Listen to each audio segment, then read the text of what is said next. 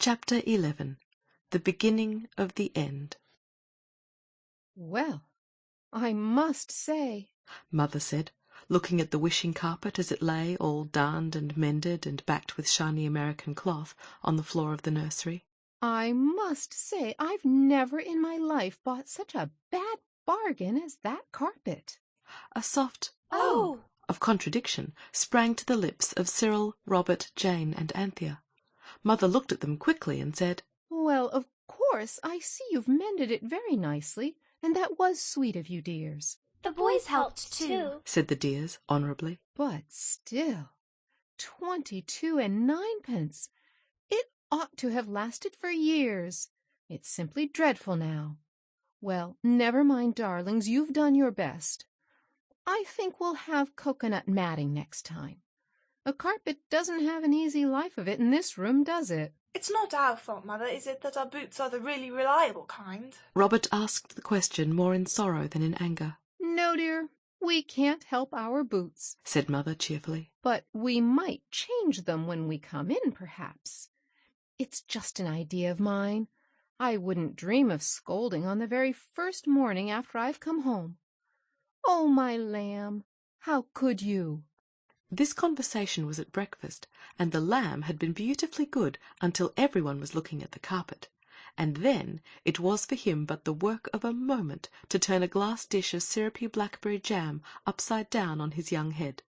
It was the work of a good many minutes and several persons to get the jam off him again, and this interesting work took people's minds off the carpet, and nothing more was said just then about its badness as a bargain, and about what Mother hoped for from coconut matting.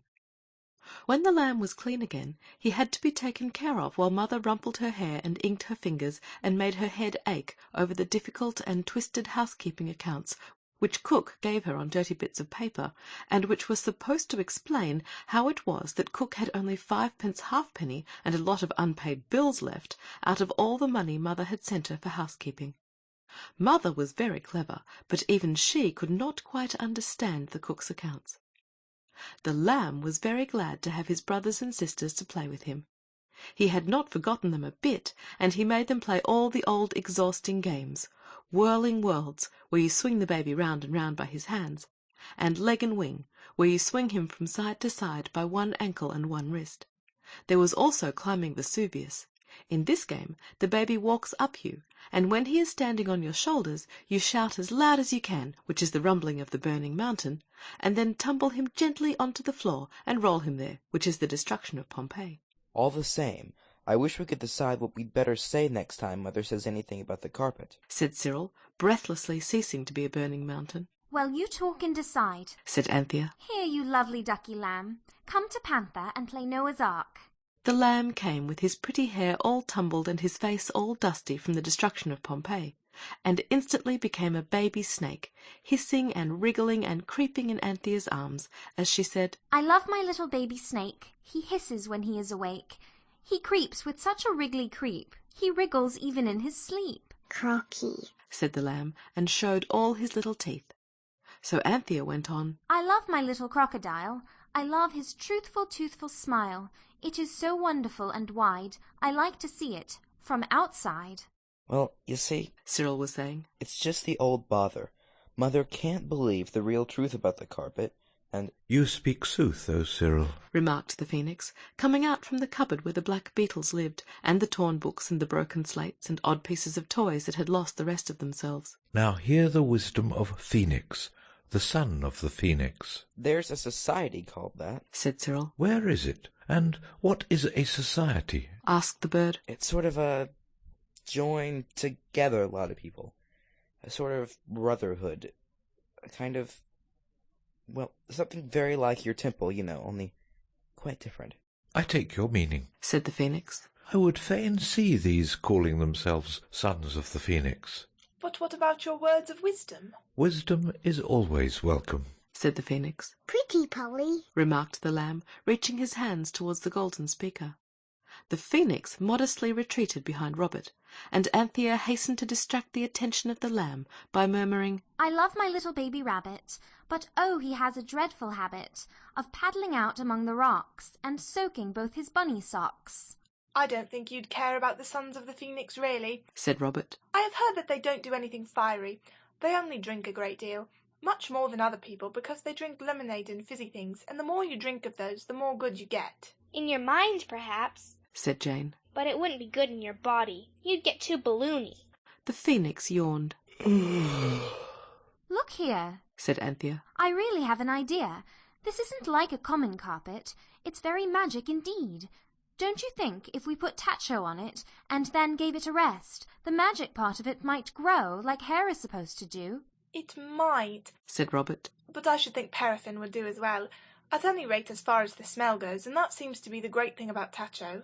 But, with all its faults, Anthea's idea was something to do, and they did it. It was Cyril who fetched the tacho bottle from Father's washstand, but the bottle had not much in it. We mustn't take it all, Jane said, in case Father's hair began to come off suddenly. If he hadn't anything to put on it, it might all drop off before Eliza had time to get round to the chemist's for another bottle. It would be dreadful to have a bald father, and it would be all our fault. And wigs are very expensive, I believe, said Anthea. Look here, leave enough in the bottle to wet Father's head all over with in case any emergency emerges, and let's make up with paraffin. I expect it's the smell that does the good, really, and the smell's exactly the same. So a small teaspoonful of the tacho was put on the edges of the worst darn in the carpet, and rubbed carefully into the roots of the hairs of it, and all the parts that there were not enough tacho for had paraffin rubbed into them with a piece of flannel. Then the flannel was burned. It made a gay flame, which delighted the Phoenix and the lamb. How often, said Mother, opening the door, how often am I to tell you that you are not to play with paraffin? What have you been doing? We have burnt a paraffin-y rag, Anthea answered. It was no use telling Mother what they had done to the carpet. She did not know it was a magic carpet, and no one wants to be laughed at for trying to mend an ordinary carpet with lamp oil. Well, don't do it again, said Mother. And now, away with melancholy. Father has sent a telegram. Look. She held it out, and the children, holding it by its yielding corners, read, Oxford Kiddies at Garrick. Stalls for us, Haymarket. Meet Charing Cross, 6:30. That means, said Mother, that you're going to see the water babies all by your happy selves, and Father and I will take you and fetch you. Give me the lamb, dear, and you and Jane put clean lace on your red evening frocks, and I shouldn't wonder if you found they wanted ironing. This paraffin smell is ghastly. Run and get out your frocks. The frocks did want ironing, wanted it rather badly as it happened, for, being of tomato-coloured Liberty silk, they had been found very useful for tableaux vivants when a red dress was required for Cardinal Richelieu. They were very nice tableaux, these, and I wish I could tell you about them, but one cannot tell everything in a story. You would have been especially interested in hearing about the tableau of the Princes in the Tower, when one of the pillows burst, and the youthful princes were so covered with feathers that the picture might very well have been called Michaelmas Eve, or Plucking the Geese. Ironing the dresses and sewing the lace in occupied some time, and no one was dull, because there was the theatre to look forward to, and also the possible growth of hairs on the carpet, for which everyone kept looking anxiously. By 4 o'clock Jane was almost sure that several hairs were beginning to grow. The Phoenix perched on the fender, and its conversation, as usual, was entertaining and instructive, like school prizes are said to be. But it seemed a little absent-minded, and even a little sad. Don't you feel well, Phoenix, dear? asked Anthea, stooping to take an iron off the fire. I am not sick, replied the golden bird with a gloomy shake of the head. But I am getting old. Why, you've hardly been hatched any time at all. Time, remarked the Phoenix, is measured by heartbeats. I'm sure the palpitations I've had since I've known you are enough to blanch the feathers of any bird. But I thought you lived 500 years, said Robert. And you've hardly begun this set of years. Think of all the time that's before you. Time, said the Phoenix, is, as you are probably aware, merely a convenient fiction. There is no such thing as time. I have lived in these 2 months at a pace which generously counterbalances 500 years of life in the desert. I am old. I am weary. I feel as if I ought to lay my egg and lay me down to my fiery sleep. But unless I'm careful, I shall be hatched again instantly, and that is a misfortune which I really do not think I could endure. But do not let me intrude these desperate personal reflections on your youthful happiness. What is the show at the theatre tonight? Wrestlers? Gladiators? A combat of camelopards and unicorns? I don't think so, said Cyril. It's called The Water Babies, and if it's like the book, there isn't any gladiating in it. There are chimney sweeps, professors, and a lobster, and an otter, and a salmon, and children living in water. It sounds chilly. The phoenix shivered and went to sit on the tongs. I don't suppose there will be real water, said Jane. And theatres are very warm and pretty, with a lot of gold and lamps. Wouldn't you like to come with us? I was just going to say that, said Robert in injured tones. Only I know how rude it is to interrupt. Do come, Phoenix, old chap. It will cheer you up. It'll make you laugh like anything. Mr. Borchia always makes ripping plays. You ought to have seen Shock-Headed Peter last year. Your words are strange, said the phoenix. But I will come with you. The revels of this Borchier, of whom you speak, may help me to forget the weight of my years. So that evening the phoenix snugged inside the waistcoat of Robert's Eaton's, a very tight fit it seemed both to Robert and to the phoenix, and was taken to the play. Robert had to pretend to be cold at the glittering, many-mirrored restaurant where they ate dinner, with father in evening dress, with a very shiny white shirt-front, and mother looking lovely in her grey evening dress that changes into pink and green when she moves. Robert pretended that he was too cold to take off his greatcoat, and so sat sweltering through what would otherwise have been a most thrilling meal. He felt that he was a blot on the smart beauty of the family, and he hoped that the phoenix knew what he was suffering for its sake. Of course, we are all pleased to suffer for the sake of others, but we like them to know it, unless we are the very best and noblest kind of people, and Robert was just ordinary. Father was full of jokes and fun, and everyone laughed all the time, even with their mouths full, which is not manners. Robert thought father would not have been quite so funny about his keeping his overcoat on if father had known all the truth, and there Robert was probably right. When dinner was finished, to the last grape and the last paddle in the finger-glasses, for it was a really truly grown-up dinner, the children were taken to the theatre, guided to a box close to the stage, and left. Father's parting words were, "Now don't you stir out of this box, whatever you do. I shall be back before the end of the play. Be good, and you will be happy. Is this zone torn enough for the abandonment of greatcoats, Bobs? No? Well, then, I should say you were sickening for something. Mumps or measles or thrush or teething. Good-bye." He went, and Robert was at last able to remove his coat, mop his perspiring brow, and release the crushed and dishevelled phoenix. Robert had to arrange his damp hair at the looking-glass at the back of the box, and the phoenix had to preen its disordered feathers for some time before either of them was fit to be seen. They were very, very early. When the lights went up fully, the phoenix, balancing itself on the gilded back of a chair, swayed in ecstasy. "How fair a scene is this," it murmured. "How far fairer than my temple! Or have I guessed aright? Have you brought me hither to lift up my heart with the emotions of joyous surprise? Tell me, my Robert, is it not that this is my true temple, and the other was but a humble shrine frequented by outcasts?" I don't know about any outcasts, said Robert, but you can call this your temple if you like. Hush, the music is beginning. I'm not going to tell you about the play. As I said before, one can't tell everything, and no doubt you saw the water babies yourselves. If you did not, it was a shame, or rather, a pity. What I must tell you is that though Cyril and Jane and Robert and Anthea enjoyed it as much as any children possibly could, the pleasure of the phoenix was far, far greater than theirs. "This is indeed my temple," it said again and again. "What radiant rites, and all to do honour to me." The songs in the play it took to be hymns in its honour. The choruses were choric songs in its praise. The electric lights, it said, were magic torches lighted for its sake, and it was so charmed with the footlights that the children could hardly persuade it to sit still. But when the limelight was shown, it could contain its approval no longer. It flapped its golden wings and cried in a voice that could be heard all over the theatre, "Well done, my servants! Ye have my favour and my countenance." Little Tom on the stage stopped short in what he was saying, A deep breath was drawn by hundreds of lungs.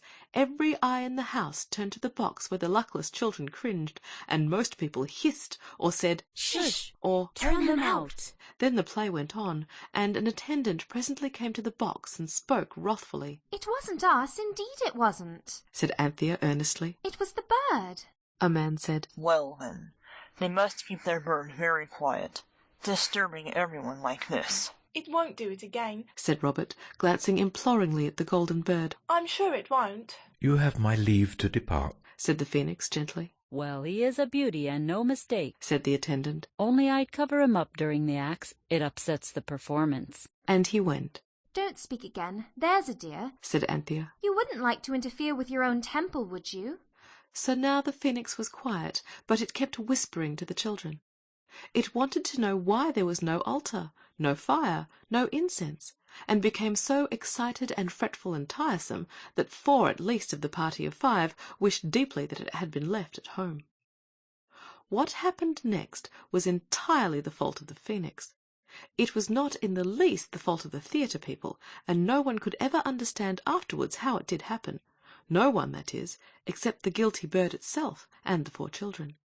The phoenix was balancing itself on the gilt back of the chair, swaying backwards and forwards and up and down, as you may see your own domestic parrot do.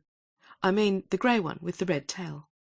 All eyes were on the stage, where the lobster was delighting the audience with that gem of a song, "If you can't walk straight, walk sideways," when the phoenix murmured warmly, "No altar, no fire, no incense." And then, before any of the children could even begin to think of stopping it, it spread its bright wings and swept around the theatre, brushing its gleaming feathers against delicate hangings and gilded woodwork.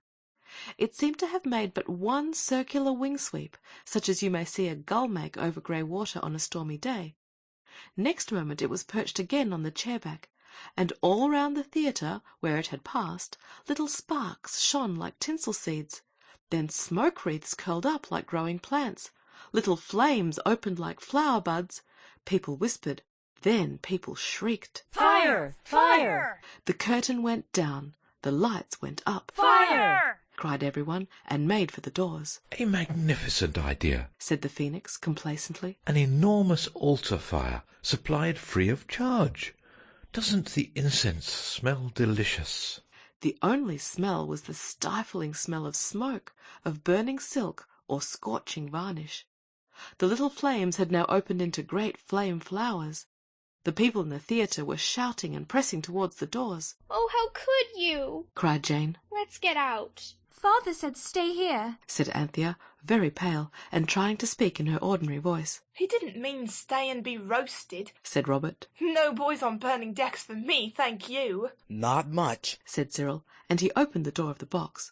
But a fierce waft of smoke and hot air made him shut it again. It was not possible to get out that way.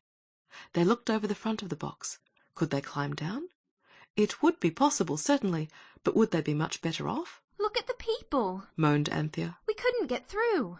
And indeed, the crowd round the doors looked as thick as flies in the jam-making season. "I wish we'd never seen the phoenix," cried Jane. Even at that awful moment, Robert looked round to see if the bird had overheard a speech which, however natural, was hardly polite or grateful.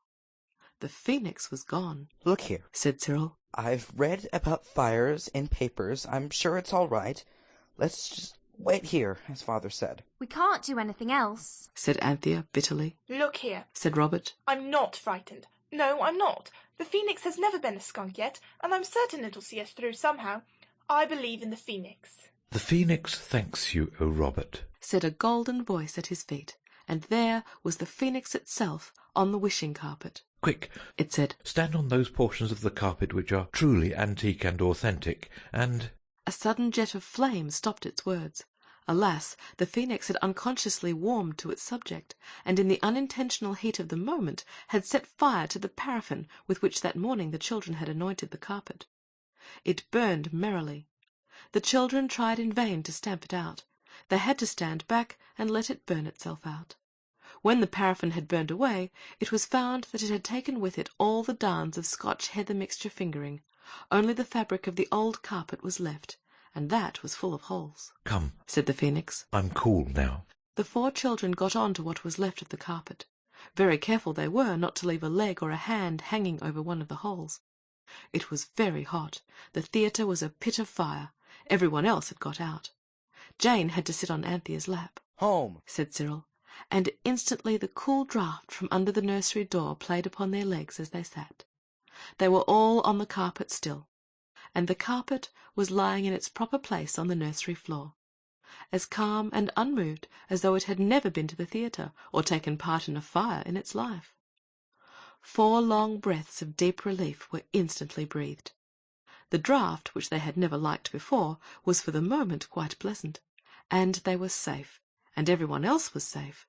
The theatre had been quite empty when they left. Everyone was sure of that. They presently found themselves all talking at once. Somehow none of their adventures had given them so much to talk about. None other had seemed so real. "Did you notice?" they said, and Do you remember? when suddenly Anthea's face turned pale under the dirt which it had collected on it during the fire. Oh, She cried. Mother and Father! Oh, how awful! They'll think we're burned to cinders. Oh, let's go this minute and tell them we aren't. "We should only miss them," said the sensible Cyril. Well, you go then. Said Anthea. Or I will. Only do wash your face first. Mother will be sure to think you are burnt to a cinder if she sees you as black as that, and she'll faint or be ill or something.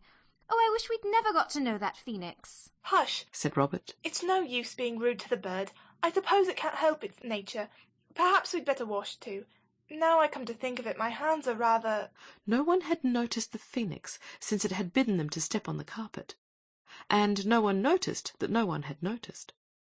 All were partially clean, and Cyril was just plunging into his greatcoat to go and look for his parents.